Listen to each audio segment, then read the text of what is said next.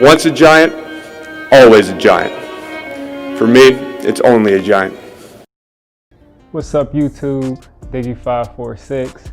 I just wanted to give my quick thoughts on this Jamal Adams trade.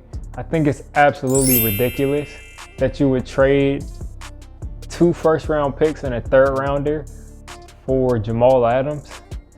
Jamal Adams, I don't think he's as good as Cam Chancellor. He's not as good in coverage. He's not Landon Collins in coverage. He's not horrible. But at the same time, Jamal Adams is not, he's not Sean Taylor.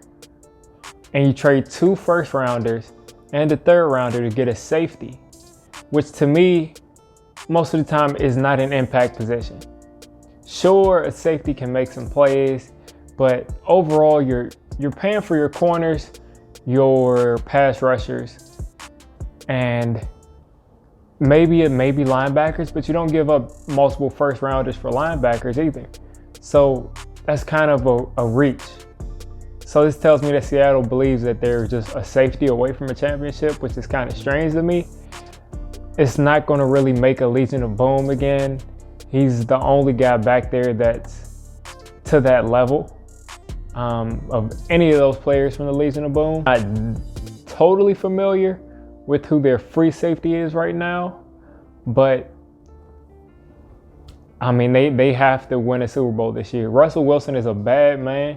Russell Wilson is a monster, but it's going to kind of be tough to justify that you're giving up your next 2 first-round picks for a safety.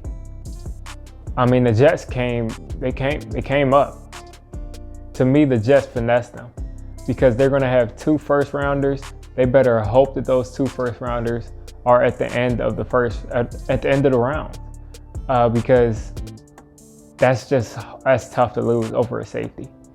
Jamal Adams isn't. I mean, don't get me wrong. He might be on track to be an all-time great safety, but I wouldn't trade I wouldn't trade 2 first-rounders unless you're getting Ed Reed, Sean Taylor, somebody who is a playmaker of all playmakers. Now let's go through Jamal Adams is his strength.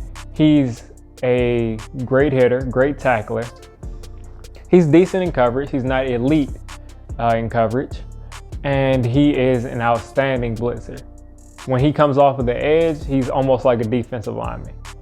And they're going to have to use him in every which way to justify that, because you're looking at one of those first rounders could have been some more help for Russell Wilson, could have been an offensive lineman, could have even been a defensive lineman. You know, this is the first round we're talking about.